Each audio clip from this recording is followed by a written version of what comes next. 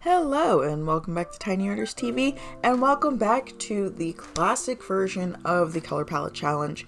We only have a few left, so I'm gonna try to get everything finished in March and then do makeup work in April and save up my energy for the big secret 30-day thing that I have planned in May. I'm doing something big in May because it's my birth month and I want to do something special that I will enjoy, but we'll get to that when we get to that. Currently, we are still living in the world of the color palette challenge. So let me pull up my color palette generator. And I do still have my bag left over from the December Doodles event. So I'm just going to use that instead of the random number generator that I had been using for the majority of the series. Because, as you can see here, we only have, again, a few color palettes left. Namely, 17. So here's the plan. I'm going to be doing 3 groups of 5. I know that's going to make for a long video. Cool, fine. Put it in the background while you're doing whatever you gotta do. But I want to get this done so I can move on to other stuff. Even though I am still really enjoying this series, it's time for me to move on to something else. So I'm going to do 3 groups of 5.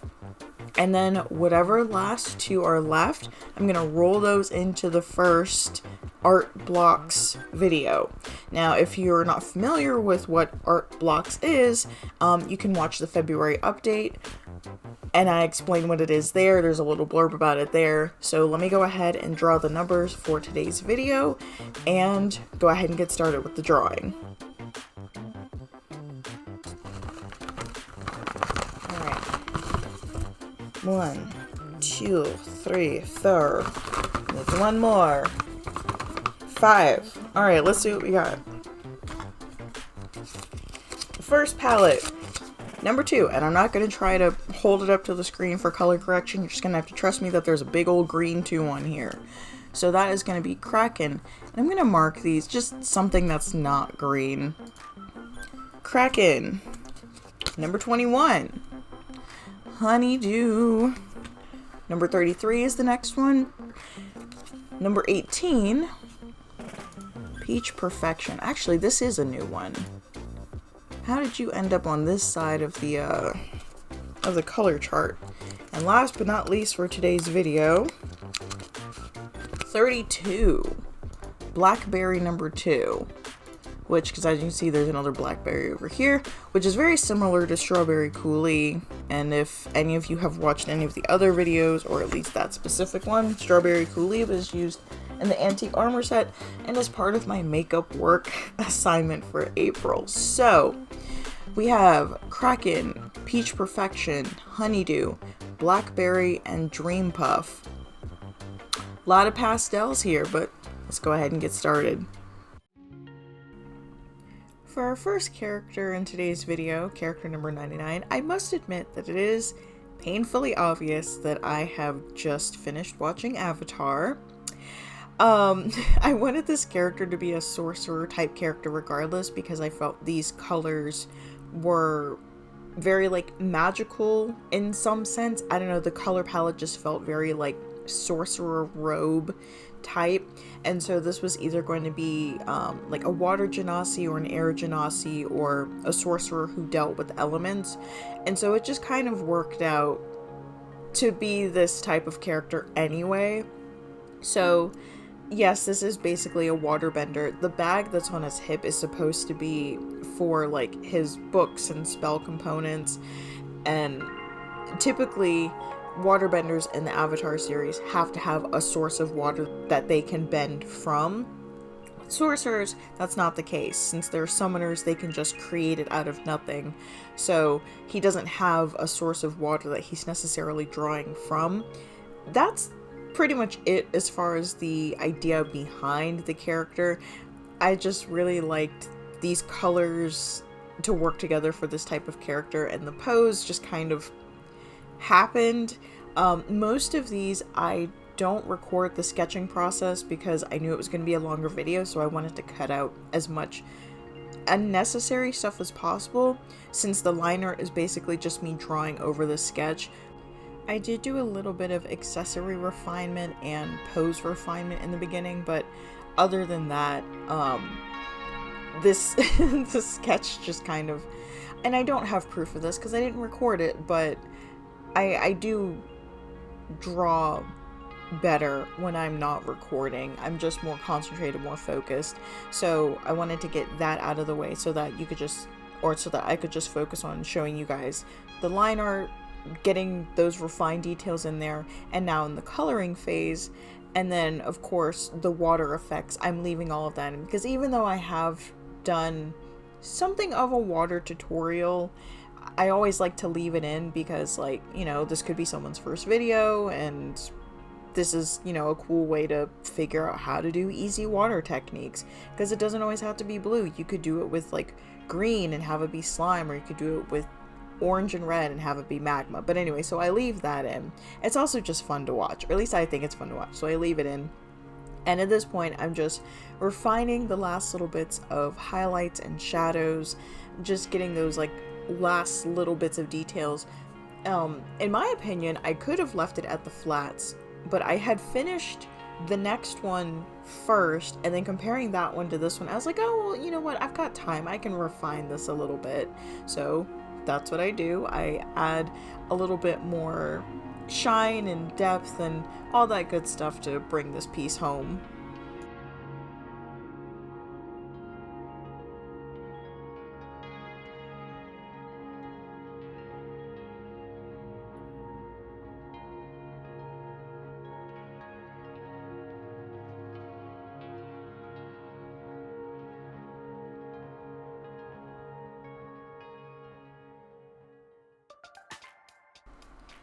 Character 100. Now, you might think with this being character 100, pretty big deal, I would do something big, go all out for this character. But as mentioned, not just a few minutes ago, but in several videos, I don't always do these drawings in order.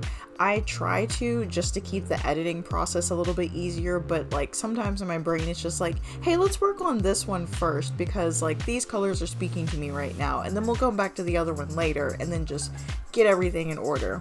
So when I was working on this, it hadn't occurred to me that this was character 100. The main thing I was focused on was that this color palette's name is Honeydew, and yes, this is another candy girl. I don't care if you're sick of them at this point. I love my candy girls with all my little candy heart, and this is, I don't know how many I've done up to this point. I think she might be number 12 or 13, but there is another one coming up next. So there are 2 candy girls in this video. Anyway, this one also has a name. Not all of the candy girls get a name until like sometimes months down the line, but the design with the color palette, like look at this, it's just so sweet. It's just a basket of melon balls. How could I not? Her name is Honeydew Melon. Honeydew Ellen. You're welcome. Anyway, so this is my melon ball candy girl. I had actually done a couple of iterations of this character, and I stuck with this one because I felt like it was the most dynamic and the most true to what I wanted the nature of this character to be. This sweet little girl with this very determined expression and this huge melon ball mallet. The other design I had done for her was a double-sided mallet that looked like a melon baller that had one larger end and one smaller end. But the pose was a little too static, so I went back to this one, and I'm just having fun making everything just like round and fun. Her makeup is round, her face is round, she has those cute little barrettes that little black girls are known for. The sort of circus tent dress and everything is like just round and fun and bouncy, except for that huge mallet that she is carrying. So I love this character. I think I might want to redo this character since I have this establishing, you know, character design. I can be a little more flexible with how I want to pose her, because this does feel a little basic compared to some of the other characters in the video, but this is Honeydew Ellen character 100.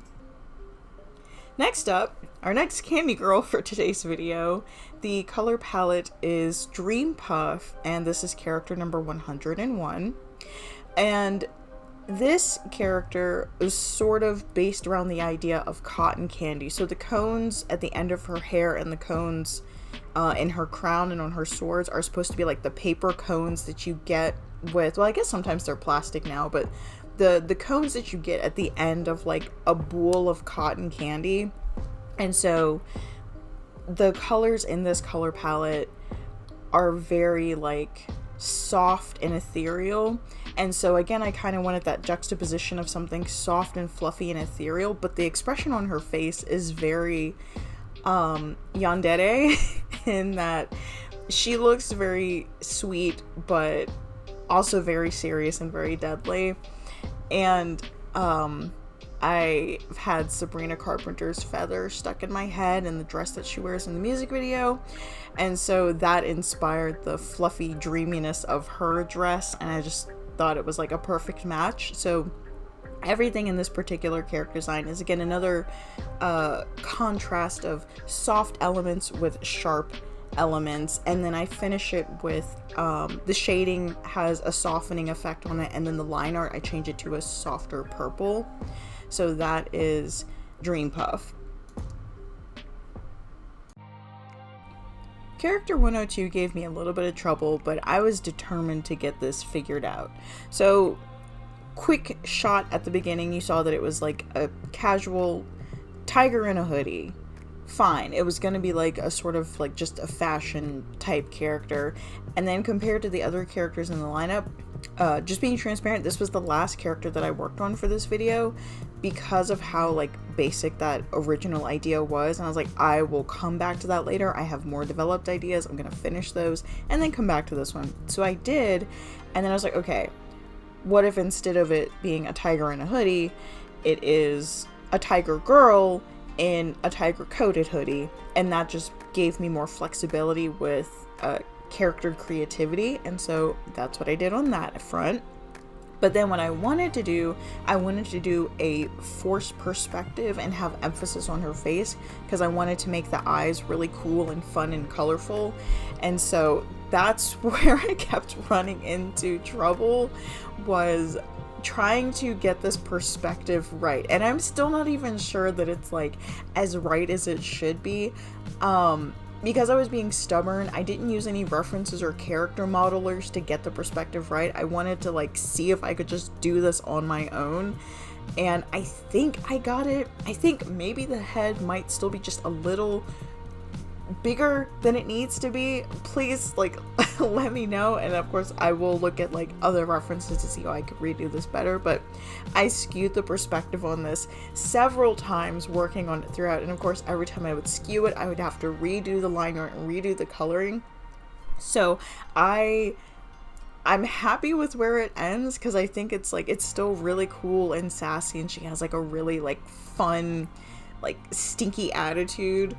But yeah, the perspective, like it's obvious that it's supposed to be from the top down. Whether it's 100% accurate is like up for debate, but anyway, the color palette for this one is Peach Perfection. Now, of course, I very easily could have done another candy girl with this one, but I've already done two, and I have a video upcoming where it's literally all candy girls, so I wanted to give you guys a break, and I wanted to do something not that.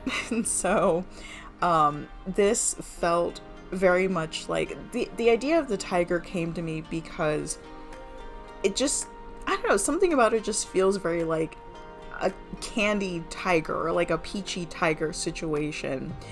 Sometimes my brain jumps to these conclusions and I don't know how it gets there, but it ends up working out.